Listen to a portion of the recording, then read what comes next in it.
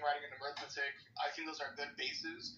But for example, when I mentioned that those types of literacy classes, financial literacy classes, would come around 11th or 12th grade, right when you're about to go to college and get out of high school.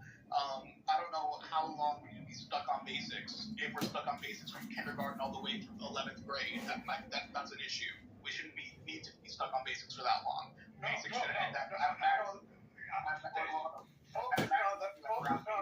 Focus on the basics until you get it right, until you get it competent.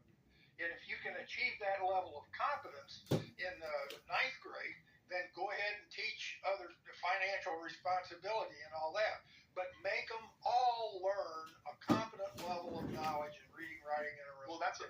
That's already kind of established, only because, for example, in the college that I'm at right now, and even back in K through 12, to take certain classes, there had to be certain prerequisites that you had finished already or had shown a proficiency in.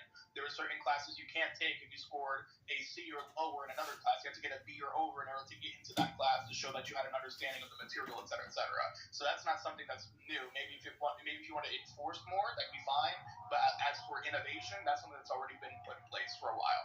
Well, okay, and again, we're not talking about college. We're talking about just K through 12 has it as well. There are certain advanced placement classes that you wouldn't be able to take, certain honors classes you wouldn't be able to take, certain language classes you wouldn't be able to take without certain prerequisites showing a proficiency at a certain level. So that's already in place in K through 12 as well.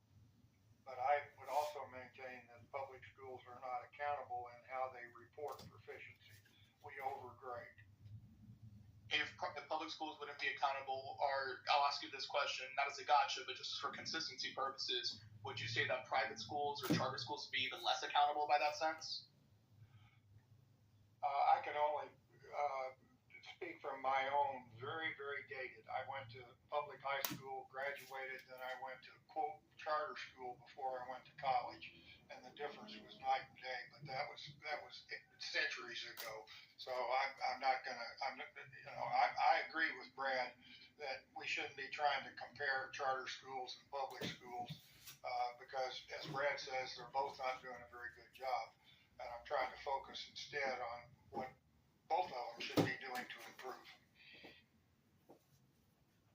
XG had said something earlier, and XG, you can respond to this if you like, but it's really a question for the stage and the educators specifically.